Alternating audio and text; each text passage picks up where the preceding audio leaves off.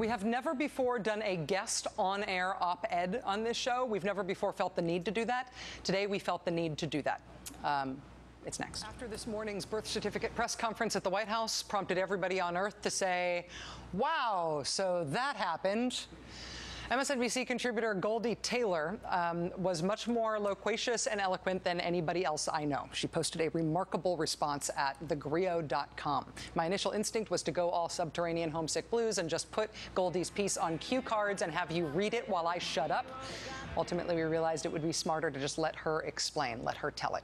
We've never done this before, so it's sort of a guest on-air op-ed, but I think this occasion calls for it. My grandmother used to start the story, "Show me your papers." That's what the police officer said to Major Blackard, her great-grandfather, when he was just 19 years old. Major dug into the trousers of his wallet, patted his jacket, but he couldn't find his billfold. "Sir, I done left my wallet," he said. But before he could finish his sentence, the young man was posted against a brick wall, cuffed, and taken to the St. Louis City Jail. Unable to prove his identity, he would spend the next 21 days in a cramped, musty cell. That's where his older brother Matt found him. He had been beaten and was bloodied. Matt returned with Major's employer later that day, wallet and identification card in hand. They needed to post bond, and the police officer needed to see a white face. The year was 1899, and Major Blackard was my great-great-grandfather. The real crime was that Major Blackard was a man of color living in America in 1899. Here's the bill. There he is. This morning, when I initially got, the first notification that the president was having to produce his long-form birth certificate and passing it out, by White House staffers, it recalled a really ugly time in history for me. It recalled a time when men of color, when black men specifically, weren't allowed on the street without identification. And here we are with a president of these United States, duly elected by the people of this America. He's being asked to produce his papers, and not just his birth certificate. They've gone on to ask for his college transcripts. Never in our 235-year history have we ever asked a president to prove that he was born on this American soil. Good morning. In a stunning show of unchecked ego, Donald Trump quickly hosted a press conference. He took credit for forcing our president to hand over his birth certificate.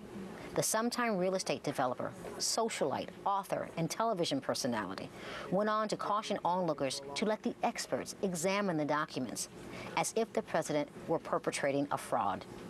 Trump didn't even want just the birth certificate. He wanted the president to release his college transcripts. His implication is that Barack Obama was the beneficiary of affirmative action and that he took the place of a more qualified white student. Apparently, graduating magna cum laude from the nation's most prestigious law school and being named editor of the Harvard Law Review, the institution's highest student honor, is just not enough for Trump.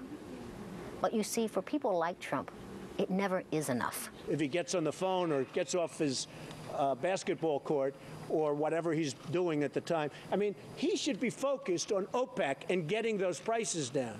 As if his place was better on the basketball court. When they tell you that this isn't racial, don't believe them. This controversy was constructed solely as a way to delegitimize the presidency of a black man. Those who question the location of Barack Obama's birth are clearly the same people who would pack up and move out of a neighborhood if somebody like me moved in next door.